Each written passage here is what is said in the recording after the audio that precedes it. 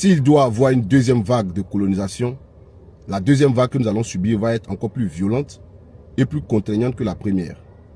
Malheureusement, à chaque fois qu'on parle d'autonomisation de l'Afrique, il y a toujours en face nos frères intellectuels qui ont toujours la langue bien fourchue pour nous convaincre de ce que nous serions en train d'aller trop vite en besogne. Alors que à chaque fois, les faits finissent par donner raison à ceux qui ont bien fait de trop vite s'inquiéter. Aujourd'hui, malheureusement, contrairement aux Occidentaux, nous faisons tout pour accentuer notre dépendance aux autres. Je voudrais parler par exemple de l'usage des semences importées dans notre agriculture. L'Africain, par essence, est toujours tenté ou bien a toujours le réflexe de miser sur l'instantanéité. L'Africain ne pense pas pour aller loin. L'Africain ne pense pas sur des années, n'est pas dans la proactivité. Nous sommes dans l'instantanéité. À l'instant, qu'est-ce qu'on a à se mettre dans la poche? Qu'est-ce qu'on a à se mettre sous la dent? Voilà comment est-ce qu'on réfléchit. Voici pourquoi est-ce qu'on n'a jamais de politique qui est programmée sur du long terme.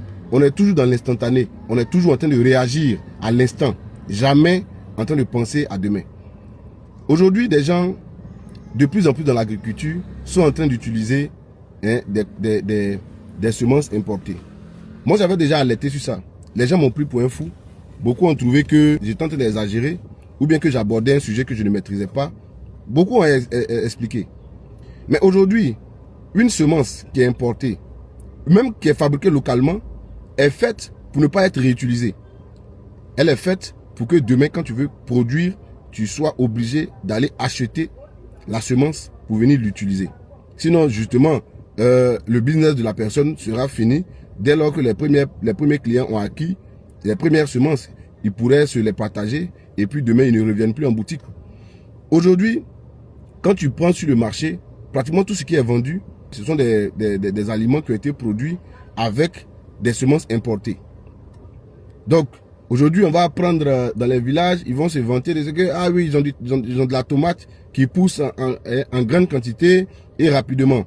Tu vas prendre le maïs, le vieux a été convaincu que avec telle semence, il arrivera à produire beaucoup plus en un rien de temps. Donc, sur le même plan de maïs, il aura 2 tiges au lieu d'une seule tige. Ça va produire en 41 jours et ainsi de suite.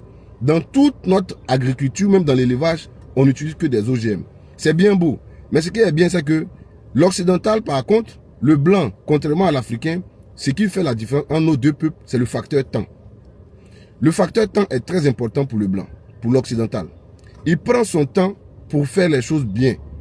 C'est-à-dire que quand il a un projet d'asservissement, il est rarement dans l'improvisation. Ils vont se projeter par exemple sur 20 ans, 30 ans pour se dire que, écoutez, ces gens-là, pour pouvoir mieux les tenir, on va les tenir par l'agriculture. Ils vont être dépendants de nous. Donc, prenons 30 ans pour remplacer toute la production qu'ils ont, tous les fruits et légumes qu'ils ont chez eux, tous les tubercules qu'ils ont chez eux. Trouvons le moyen de remplacer tout ça par des OGM. Remplaçons tout ça par des productions qui ont été effectuées grâce à nos semences qui ne sont pas réutilisables. Parce que pour nous qui avons vécu au village, on se souvient que nos mamans, lorsqu'elles plantaient, lorsqu'elles semaient des graines d'aubergine entre les buts d'igname, l'année qui suivait, elles arrivaient à sécher quelques pépins d'aubergine qu'elles réutilisaient pour la récolte prochaine, pour la production prochaine. Mais avec les OGM, comment on appelle ça? Avec les semences importées, il est impossible de réutiliser. Mais puisqu'il est impossible de réutiliser, si dans 30 ans, les gens finissent par remplacer toute notre production par les semences qu'ils ont importées, d'autant plus que ce n'est pas de nouveaux aliments. Ce sont les mêmes aliments qui nous importent. Donc il n'y a rien de nouveau. C'est la même tomate. Donc on a l'impression que c'est la même tomate. C'est juste que celle-ci va pousser plus vite et en grande quantité. Ça va nous permettre d'avoir beaucoup d'argent. Parce que c'est comme ça que l'Africain pense. Comment est-ce qu'il va avoir beaucoup d'argent maintenant et demain il s'en fout. Aujourd'hui, regardons dans notre agriculture. On se retrouve de plus en plus à utiliser des insecticides. Moi j'ai vécu au village. À l'époque, pour produire, il nous fallait défricher à la daba. Peut-être qu'on pourrait dire que Oui, on ne va pas toujours rester dans le travail manuel, donc il faut moderniser la chose. Mais est-ce que moderniser, c'est utiliser les insecticides? En Europe, quand ils modernisent, c'est avec des machines qui travaillent pour aller plus vite. Mais ici, les gens utilisent les insecticides pour tuer les herbes. Mais qu'est-ce que le glyphosate a créé en Occident? Ils en sont arrivés jusqu'à interdire ça parce que ça a créé beaucoup de problèmes aux gens, des cancers. Aujourd'hui, en plus de ce que nous allons finir par nous retrouver dépendants des semences des autres, on va se retrouver avec des formes de cancer que notre système de santé ne peut pas traiter. C'est-à-dire que c'est tout un problème entremêlé que nous sommes en train de créer à l'horizon. Dans 30 ans, on va se retrouver avec des formes de maladies que notre système de santé n'a pas la capacité de traiter. Sans compter qu'on va se retrouver dépendant. Donc ça veut dire que demain, ils vont s'asseoir chez eux et puis décider que, bon, ok, comme la Côte d'Ivoire ne veut pas se soumettre à telle loi, ou bien ne veut pas suivre telles initiatives, ou bien ne veut pas s'impliquer dans telle guerre que nous avons déclenchée, alors on leur coupe l'accès à nos semences. On pourrait faire des années en Côte d'Ivoire où on pourra être sans, par exemple, des tomates. On pourra se retrouver en Côte d'Ivoire une année durant sans, par exemple, avoir du maïs.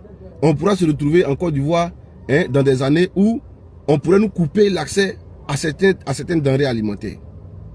Parce qu'on aura choisi, au lieu de lutter à chaque fois pour notre autonomie, parce qu'on aura choisi de s'inféoder à des gens, de lier notre destin à celui de gens qui vont décider désormais à quel moment ils nous donnent l'accès à leurs semences. Regardez dans la guerre en Ukraine. Parce que la Russie s'est mise à dos tout l'Occident, mais on leur a coupé l'accès au réseau SWIFT. Heureusement qu'ils ont réussi à retomber sur leurs pieds, parce que peut-être ils avaient prévu tout ça. Mais qu'en sera-t-il de l'Afrique si on décide de nous couper l'accès à certaines choses? Parce que nous, on n'est jamais dans la proactivité. On est toujours des consommateurs et toujours en train de penser à aujourd'hui et maintenant. C'est grave ce qui se passe. Mais quand on alerte, on nous prend pour des oiseaux. On nous prend pour des gens qui ont envie qui sont alarmistes, alors que ça se profile à l'horizon. Le facteur temps est très important pour l'occidental. Regardez par exemple la guerre en Ukraine, encore une fois. La Russie peut finir avec l'Ukraine en un rien de temps. 2 ou 3 vraies bombes et puis c'est fini. Mais ils font traîner la guerre parce que le facteur temps est important. Ils font traîner la guerre parce que ça permet, par ricochet, d'épuiser les alliés de l'Ukraine. De les épuiser petit à petit parce qu'ils financent la guerre. Ils importent leurs armes en se dépouillant. Et donc demain, avec le facteur temps, si ça se prolonge, ça va leur permettre de les dépouiller de façon indirecte. Et puis demain, si une situation doit les opposer, ils auront l'avantage. C'est comme ça que le blanc réfléchit. Le facteur temps, la proactivité, les projections à l'avenir sur du long terme. Nous, on est toujours dans la consommation, on est toujours en train de penser à aujourd'hui. Mais je vous assure, la deuxième vague de la colonisation, si elle doit exister, elle sera plus virulente, plus contraignante et plus barbare. Et ça se fera honte. Parce qu'on a toutes les têtes maintenant. On a toutes les spécialités. On a tous les experts dans tous les domaines aujourd'hui. Si l'on arrive à nous servir encore une fois, ça sera une honte.